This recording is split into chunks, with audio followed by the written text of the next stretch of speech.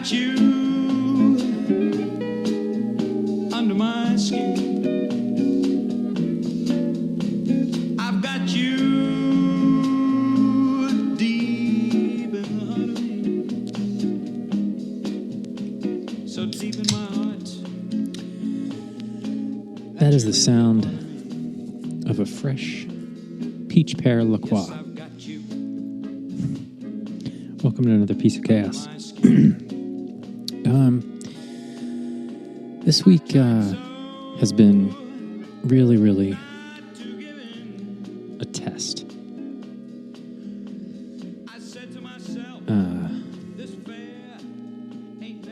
Yeah.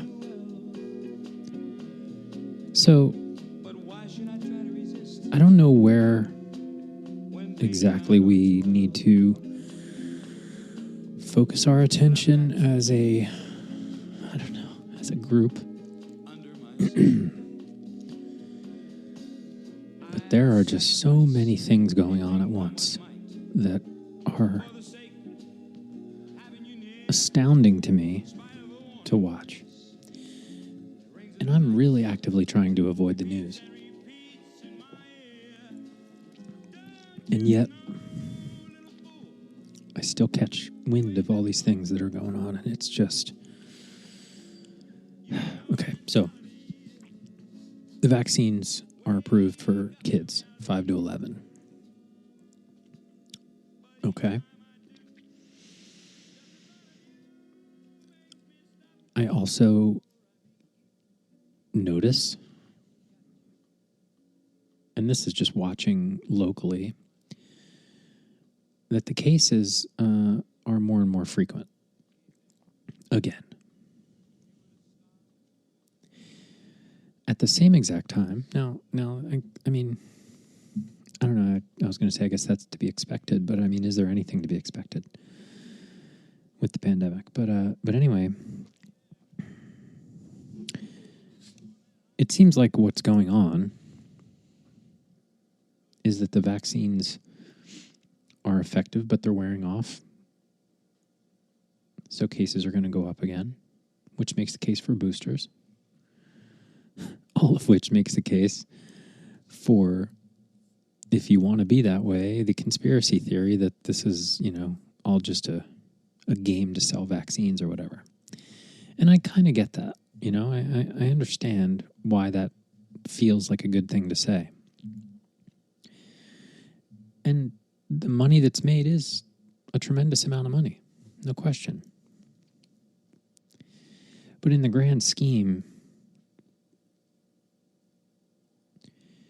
this is just too much of a hassle to be a planned, coordinated effort to fool us into getting a vaccine. First of all, there's multiple companies doing it. So that right there kind of,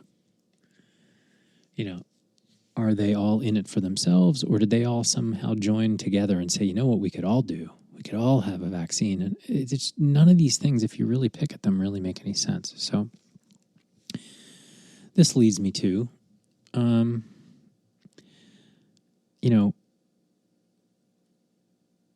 kids generally don't seem to be too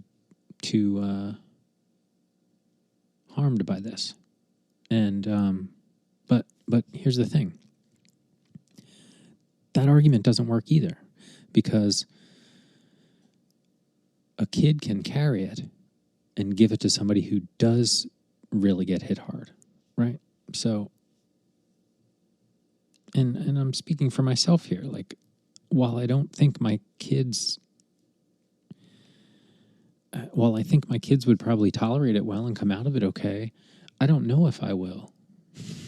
I'm hopeful that I will. I got vaccinated, so if I do get it, which seems inevitable at this point, kind of seems inevitable. But anyway, if kids get it,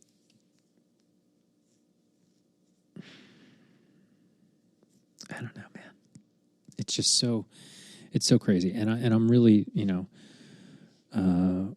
thinking about it, especially now, because it feels like it's getting closer and closer. It's like There was just a lot of school COVID cases this week. A lot of them. This was the most I've seen in a single day come through. And that's just troubling. And then I read a really great article. I forget who sent it to me. I think it was in, I don't remember. I did read the whole article. Seemed legit. But, who knows anymore. But it made a lot of sense that if you look at this coronavirus next to other coronaviruses and how they behave over time, eventually it's just something we're going to live with.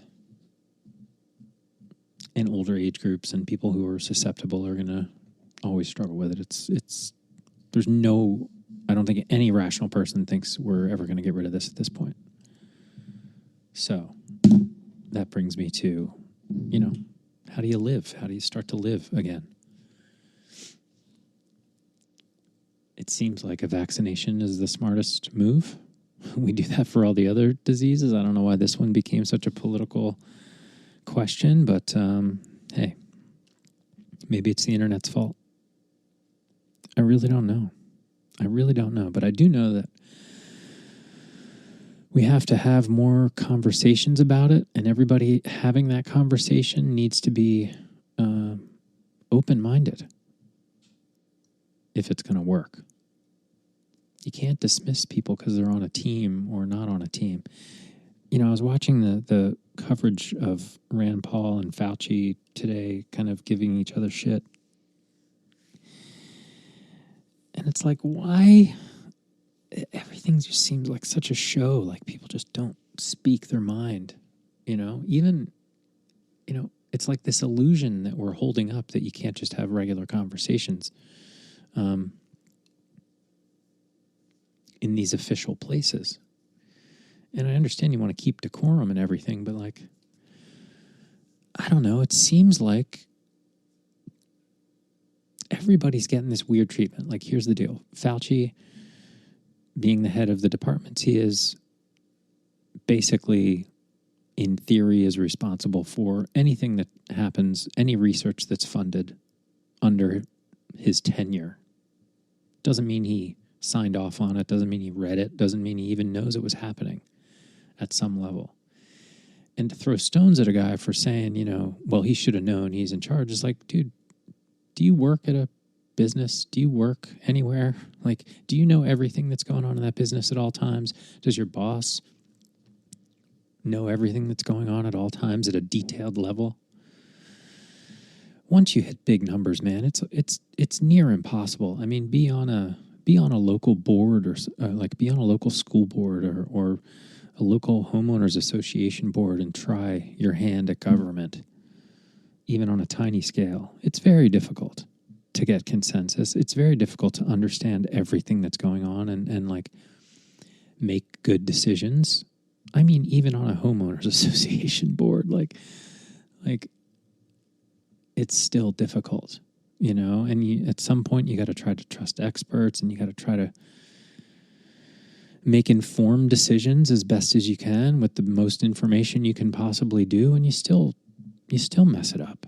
You still make wrong decisions because you don't know everything. So I got to assume some ineptitude, but also a lot of you can't possibly know everything. So why couldn't Fauci say, listen, I can't read all of the grants that are written by the NIH, I can't read them all.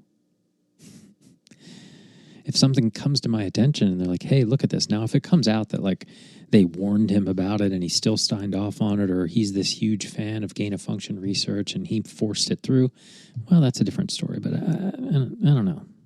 I don't know the man. I don't know why we have to know his name, at this point, in terms of the systems that keep us safe really faltered if we're talking to these bureaucrats and listening to ill-informed people like me talk about this and not listening to virologists. Like literally day one, We can go back as far as the beginning of the pandemic, and say it shouldn't have been the president having this conversation. It should have been leading virologist spokespeople that are,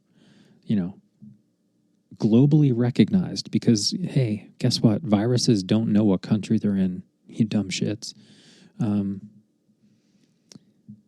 So we have to treat these things like a world issue. I mean, I guess it's as glaring as climate, right? These are global issues. Anyway, it's been a weird week. I cannot wait to stop thinking about this pandemic and masks and vaccinations and all of it. Boy, we had it so good, didn't we? Remember that? 2019?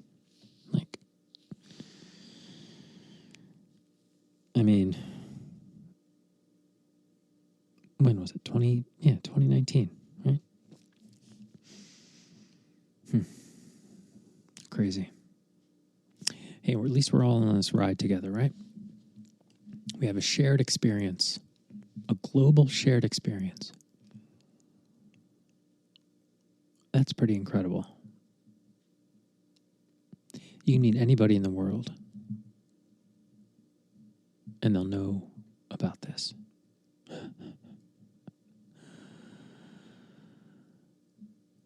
And if they're not from a country that's handling it poorly, they know that your country handled it poorly and probably feel bad for you. And,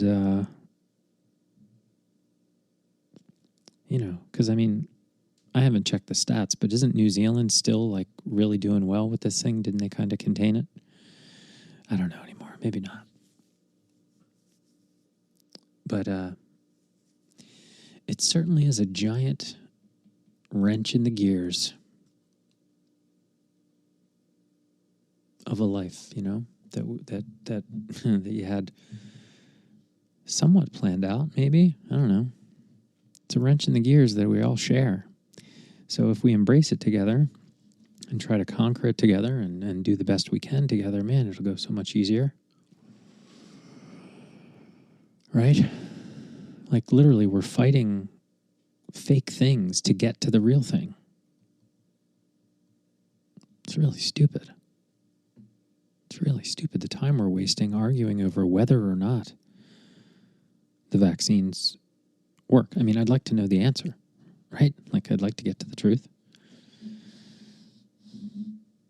So we need to trust somewhere. We need to trust somebody. We can't just trust nothing, Somebody has to be sincere in telling the truth, right?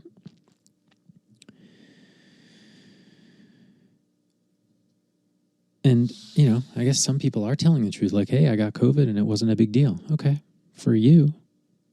But it is a big deal for lots of people. And the other truth is, yeah, it's a weird one. Sometimes it gets you, sometimes it doesn't. Just like some people are allergic to weird things, I don't know, peanuts, bee stings, whatever. Some people get stung by a bee, they're just that hurt, and they go on with their day. Some people get stung by a bee, and the next thing they know they're in an ambulance or worse. Doesn't mean you don't believe in bees or the fact that they sting. It's just so strange that we can't hold these thoughts as a nation, as a globe, as a planet, and just do what the right thing to do is. Actually, none of the presidents should be involved in any of these decisions, or the governors. Really, who are the smartest people that know about this shit and how to do it from a medical, viral standpoint? There can't be more than, I don't know, a couple hundred people with that level of expertise. That's the only people we should be listening to, is those people that are the best at it in the world. And the internet has given us the ability to not only unite them communicate in real time, even translate in real time. So they could literally talk to each other in real time and compare notes. That's the gift of the internet, is giving us the ability to do that. And we are not taking advantage of it at all, really. And if we are, we're not talking about it. We're talking about the other dumb shit. That doesn't make any sense. So this can't be a new idea. And I don't understand why it's not the right idea. What I'm saying is, like, why are we listening to the presidents on these things? They have no idea. They're not virologists. None of them, you know? Are all of them well educated? What's the level of education? I mean, I'm not putting down anyone who's the president. I'm just saying, like, you got to be a specialist. They're specialists at being the president and being politicians. They're not specialists at viruses and business and Jesus, just even project management. You know, like, bring it down to that level. Like, just because you're a politician doesn't mean you're good at running shit and making decisions or thinking through things well. Or, what a week! What a week I'm having. I appreciate you for listening. This is a ramble because I promised that I'd put one of these out every Friday. I'm trying to live up to my promises to myself. Keep my promises to myself. And hey, maybe somebody will think, I never thought of it that way. And that's cool. Or maybe somebody says, I completely disagree, and I'm going to tell you about it, or here's why you're wrong. And then we all learn, right? So, anyway, thanks for listening. I hope you had a better week than me. I hope you have a great week coming up. And we are going to rock into the holidays together. All right. Thanks for listening.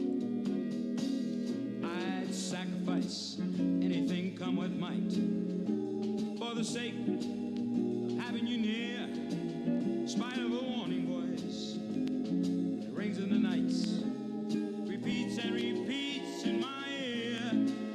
Don't you know, little fool, you ain't never gonna win. Use your mentality.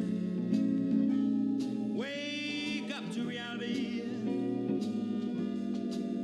But each time I do, just the thought of you makes me stop just before I begin.